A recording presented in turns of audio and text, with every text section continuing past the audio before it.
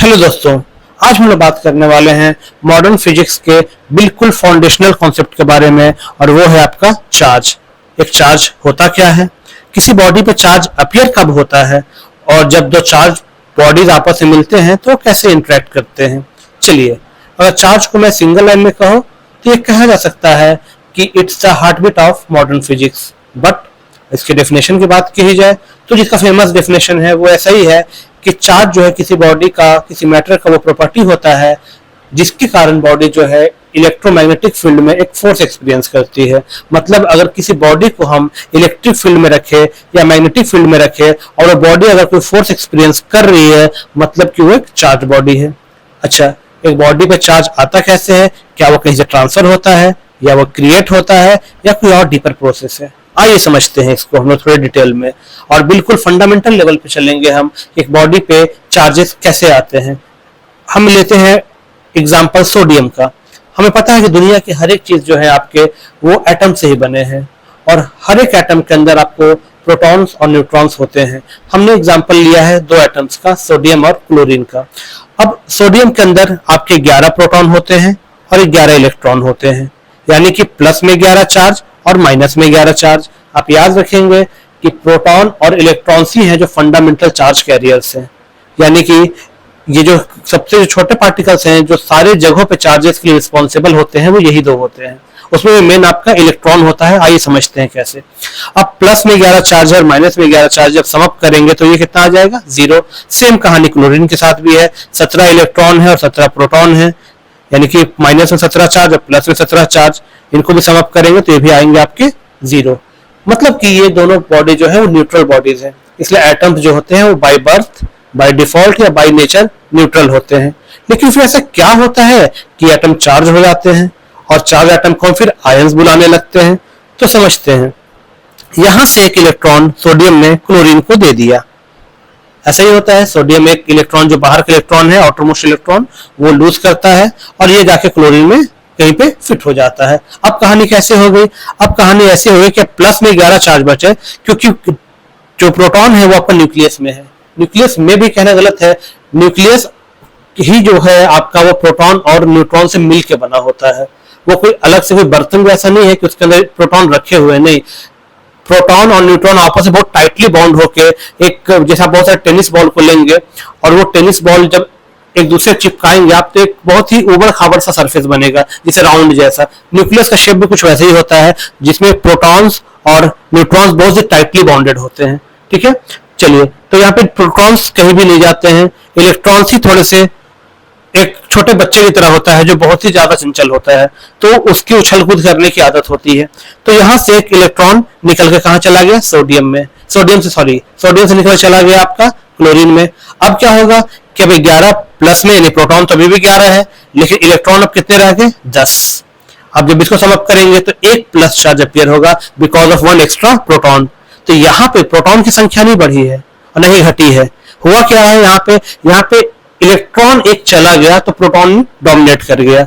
अब यहाँ पे क्या हुई? क्लोरीन के पास एक इलेक्ट्रॉन एक्स्ट्रा आने की वजह से अब एक एक्स्ट्रा इलेक्ट्रॉन है, यानी पहले 17 इलेक्ट्रॉन थे और अब 18 इलेक्ट्रॉन है, यानी माइनस में 18 चार्ज और प्लस में है आपका 17 चार्ज, क्योंकि प्रोटॉन की संख्या तो बदल ही नहीं रही है। तो यहाँ पे क्या आ जाएगा आपका? माइनस में 1 चार्ज। इसलिए आप हमेशा Na को प्लस में लिखते हैं और Cl को माइनस में। Mg में 2 प्लस लिखते हैं बिकॉज वहां पे 2 इलेक्ट्रॉन्स डोनेट करते हैं। अब आपको समझ में आ रहा होगा कि कोई भी बॉडी चार्ज कैसे होता है। अगर चार्ज होने का कॉन्सेप्ट को यहाँ पे एक लाइन में लिखो तो charge appears on a body due to imbalance between the number of protons and electrons. यानी जब प्रोटॉन्स और इलेक्ट्रॉन संख्या के बैलेंस को जब हम बिगाड़ते हैं या बिगड़ता है तभी किसी बॉडी पे चार्ज अपीयर होता है। आइए समझते हैं इसको एक एनिमेशन के थ्रू।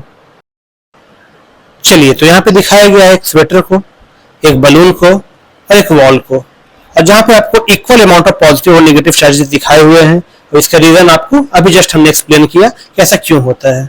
अब देखते हैं बॉडी पे चार्ज अपीयर कैसे होता है। तो किसी बॉडी पे चार्ज अपीयर होने के 2 प्रोसेस हैं, एक ट्रांसफर ऑफ इलेक्ट्रॉन है और एक इंडक्शन है। देखते हैं, अगर मैं बलून को यहाँ पे रखा हूँ, बलून यहीं पे स्टेबल है, बलून को यहाँ रखा हूँ, यहीं पे स्टेबल है, मतलब अभी ये बलून ना तो वॉल से इंटरेक्ट कर रहा है और नहीं स्वेटर से इंटरेक्ट कर रहा है। लेकिन जब ये बलून को मैं यहाँ पे ले जाऊंगा। अब देखिएगा धीरे धीरे बलून जो है वो इलेक्ट्रॉन्स रिसीव कर रहा है, गेन कर रहा है। कहां से? स्वेटर से। ये आपको ट्राई बायोइलेक्ट्रिक सीरीज में पता चलेगा कि कौन सी बॉडी जो है वो इलेक्ट्रॉन गेन करती है, कौन सी बॉडी जो है वो इलेक्ट्रॉन लूज करती है। यहाँ पे स्वेटर जो है वो इलेक्ट्रॉन लूज कर रही है और बलून जो है वो चार्जेस गेन कर रहा है, मतलब इलेक्ट्रॉन को गेन कर रहा है। अगर मैं यहाँ पे छोड़ूंगा बलून को, देखिए क्या होगा, बलून खुद अट्रैक्ट होकर चला गया स्वेटर की तरफ।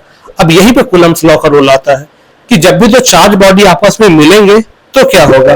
अच्छा, जब हम इसको और ले जाएं तो ये और ज्यादा आपके इलेक्ट्रॉन्स को गेन कर लिया। अब मैं यहाँ पे छोड़ूंगा तो भी अट्रैक्ट हो चला जाएगा। मतलब कि चार्जेस जब बढ़ते हैं बॉडी में, यानी जब दो चार्ज बॉडी आपस में इंटरेक्ट करते हैं, तब अगर चार्ज कम होता है तो इंटरेक्शन का फोर्स कम होता है, और जब चार्जेस बहुत ज्यादा होते हैं तो इंटरेक्शन बहुत तेज से होता है। अब यही पे आता है कूलम्ब्स लॉ का रोल, जो कि हम लोग समझेंगे कि वो कैसा है। अच्छा, जब हम इस चार्ज बॉडी को ले जा रहे हैं वॉल के पास, इस बलून को, तो आप देख रहे होंगे सारे इलेक्ट्रॉन्स अंदर की तरफ जा रहे हैं जहां पे बलून जा रहा है। तो इससे हो क्या रहा है कि जिस रीजन में इलेक्ट्रॉन्स पीछे की तरफ जा रहे हैं वहां पे स्लाइटली पॉजिटिव चार्ज डोमिनेट कर जा रहे हैं, यानी पॉजिटिव चार्ज अपीयर हो रहा है। इस प्रोसेस को ही इंडक्शन कहते हैं। मतलब जब एक चार्ज बॉडी एक न्यूट्रल बॉडी के पास भी जाता है तो भी एक न्यूट्रल बॉडी में चार्जेस अपीयर हो सकते हैं। इसको पार्शियल पॉजिटिव और पार्शियल नेगेटिव चार्जेस बोलते हैं। इस प्रोसेस को इंडक्शन कहते हैं। यहाँ पे कोई भी इलेक्ट्रॉन ट्रांसफर नहीं हो रहा है, लेकिन जो चार्ज अपीयर हो रहा है वो due to rearrangement of electrons. ठीक है, पॉजिटिव चार्जेस अपनी जगह पे ही, वो कहीं नहीं जा रहे हैं। सारा जो खेल है वो इलेक्ट्रॉन्स के मूवमेंट की वजह से है।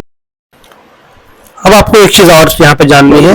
एक बार क्वेश्चन आया था, क्या कूलम्ब्स लॉ के लिए जो दो पार्टिकल्स होते हैं दोनों का चार्ज होना जरूरी है? मतलब क्या दोनों पार्टिकल्स चार्ज होने चाहिए? तो आप यहाँ पे देखिए, वॉल जो है वॉल एक न्यूट्रल बॉडी है, लेकिन जब बलून के पास जा रहा है तो ये बलून को अपने पास चिपका ले रहा है, बलून को अपने पास चिपका ले रहा है। मतलब क्या है?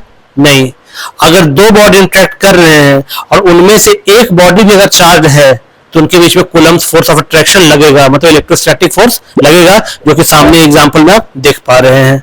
ओके, चलिए वापस से चलते हैं हम। कोई भी बॉडी इलेक्ट्रॉन गेन करेगा या लूज करेगा, इसके लिए एक प्रायोरिटी टेबल है जिसको ट्राई बायोइलेक्ट्रिक सीरीज कहते हैं, जो कि अभी मैं आपके साथ शेयर कर रहा हूं। आप इसे स्क्रीनशॉट लेकर रख लें, आपको आगे एग्जामिनेशन में काम आएगा।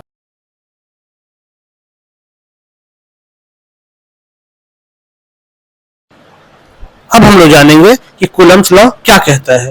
यानी जब अभी स्वेटर और बलून में जो इंटरेक्शन हो रहा था वो चार्जेस के बढ़ने के साथ बढ़ क्यों रहा था?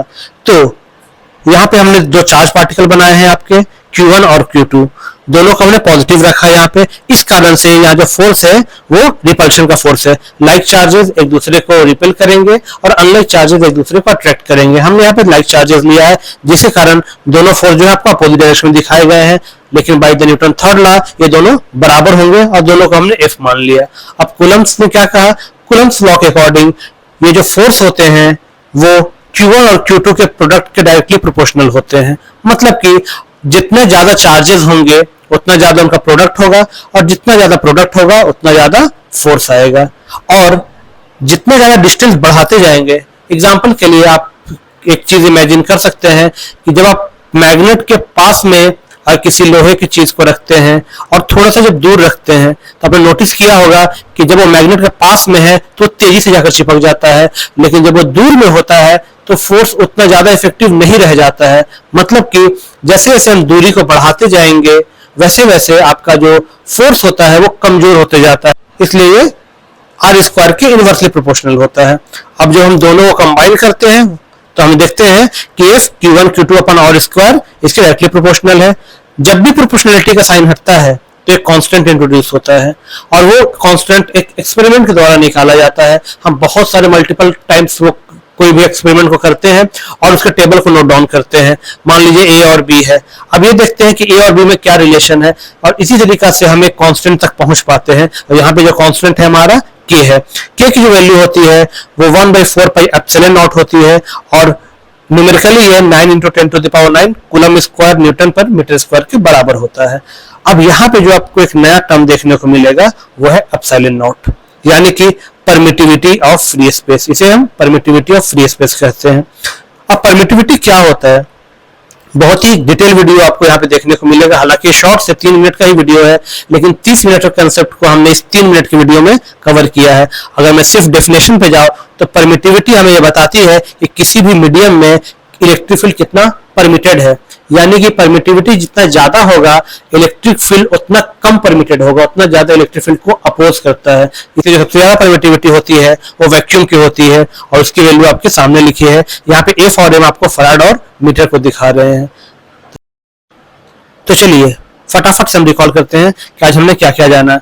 हमने ये जाना कि चार्ज क्या होता है, किसी बॉडी पे चार्ज कैसे अपीयर होता है, और किसी भी चार्ज को अपीयर होने के पीछे का कंसेप्ट क्या है, और हमने जाना कूलम्ब्स लॉ क्या होता है और ये किस तरीका से इसका मैथमेटिकल स्टेटमेंट हम लिख सकते हैं। हमने परमिटिविटी के बारे में जाना, और इसका डिटेल वीडियो आपको इसी चैनल के शॉर्ट्स लिंक में मिल जाएगा। तो फ्रेंड्स, मिलते हैं नेक्स्ट वीडियो में किसी फिर नेक्स्ट टॉपिक के साथ।